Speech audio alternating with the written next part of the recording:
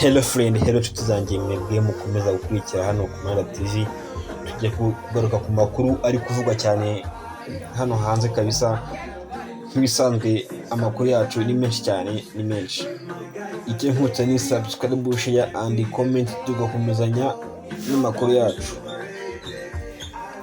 Nk'uko uri kubona rero, umuhanzi Melodie yamaze kugera mu gihugu cya Kenya, aho yagiye kwamamaza indirimbo ye yise iyi foto, yakoranye n'umunyagihugu uhari muri Kenya, umugabo wita Bien wahoze mu itsinda rya Sauti Sol. Melodie rero ari hariya muri studio za FM muri Kenya, urabona ko ari kuvibinga, arimo aravibinga indirimbo kabisa, avuga ati reka nyishyire ku itangazamakuru bikomeye ndebe ko ari aho yagera. Uyu Melodie rero bamubaje n'ibibazo byinshi, ari nabyo turagura ko mu kanya. Wowe icyo nkutse ni subscribe, ubundi ukagenda ukomeza neza cyane ibiganiro byacu. Rero ava muri studio yagiye ahandi hantu. Nk'uko ubibona rero, nyuma yo kuva muri studio yamaze kujya mu yindi nzu iberamo party zikomeye cyane, habera muri Kenya kabisa mu mujyi wa Nairobi. Yagiye mu kabari karenze, ahurira n'abasitari bo muri Kenya, bamwe nyine mu basitari baba muri media, avuga ati abangaba nabo bamfasha kumenyekanisha indirimbo yanjye. Nk'uko uri kubibona rero, bagiye barasangira, barabyina, baravibinga kabisa. Urabona umuhanzi Bien Miso wabaga muri itsinda rya Sauti Sol, nawe yarahabaye cyane mu gapira ka pike. Rero Melodie rero ko yishimye cyane, gusangira bari kunywa no kumwe n'ababyinnyi bahara kabisa, byari show. Iyindi nkuru rero uri kureba ahangaha ni inkuru itangaje cyane. Umuhanzi yakoze ubwo yavaga mu Rwanda avuga ko ahunze agatsiko kashaka kumwica, yagiye muri Kenya, ariko uburyo umugabo ameze kabisa, arishimye cyane, arishimye. Ahangaha ni ahantu rero yari yatamiye kabisa, ariko hakubita indirimbo ziwe zimwe na zimwe za Sowejo. Yagura mubona ko yari yahatwitse kabisa, bamwakiriye neza cyane.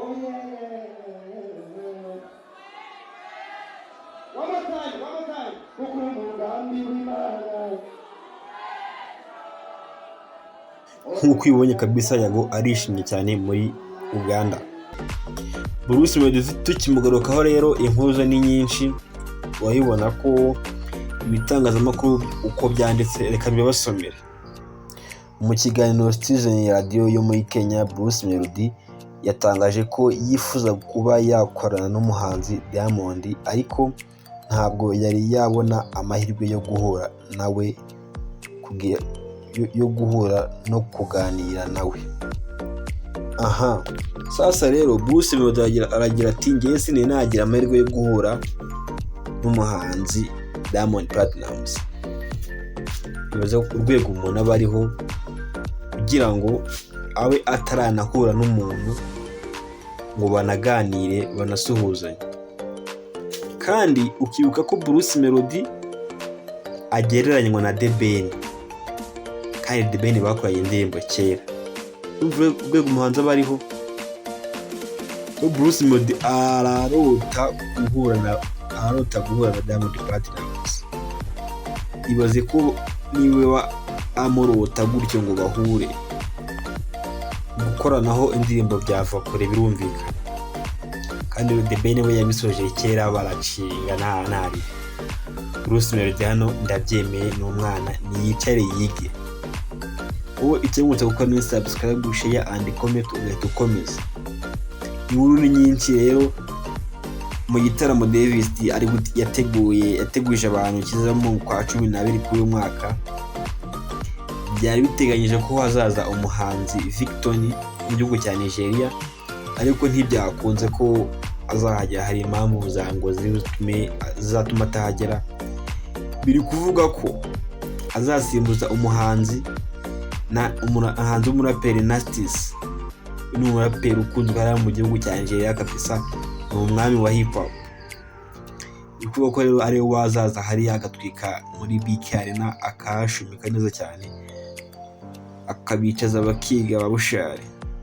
Uyu muhanzi rwose ni international hip hop iri hejuru cyane. Rero David ku mbuga nkoranyambaga bitangaje avuga ati Victor niwe nari kuzazana ariko ntibyakunze kabisa, reka nzane uyu muraperi nawe azabakurura muze muri benshi. Igitaramo cya David kiri mu kwezi kwa 12 asoza umwaka ku itariki ya mbere. Uyu rero ubona ni Dr Nsabi, umwe mu bakinnyi ba sinema bamaze kwigarurira imitima y'abantu hano mu Rwanda. Uyu rero yamaze kujya mu bucuruzi, yamaze kwinjira muri business kabisa, azifatanya no gukina sinema hano mu Rwanda. Yamaze kugera mu bucuruzi bw'imyenda,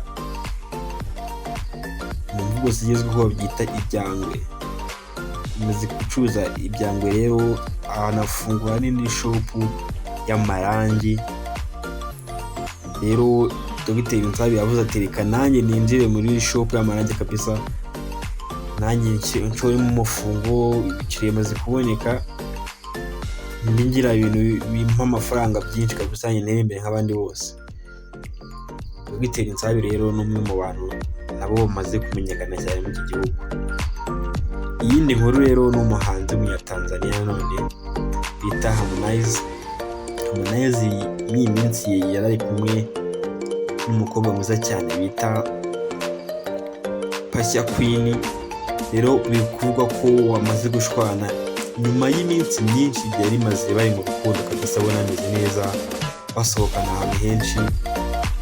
Amakuru yari ariho rero nuko baba no gupanga ubukwe, ariko bamaze gucika mu bice kabisa, umwe ajya ukunda n'undi ajya ukundi, ntibakiri kumwe, bashwanye byarangiye. Uyu rero ni Erasta wo mu Rwanda, wamwita Aline Sano cyangwa se wamwita Sano, byose birumvikana. Uyu nawe uyu munsi ni isabukuru y'amavuko, sinzi ngo yujuje ingahe, ariko urabibona ko ameze neza, arishimye cyane, kandi ngo arimo kudutegurira ibigomba biryoshye cyane biryoheye amatwi, nk'icyo aherutse kutuba cyitwa Head. Kora subscribe, share and comment, ukomeze ugende ureba ibiganiro byacu biryoshye cyane gatanu ku kandi. Ndabakunda cyane, ahangaha ni Imanda TV, murakoze.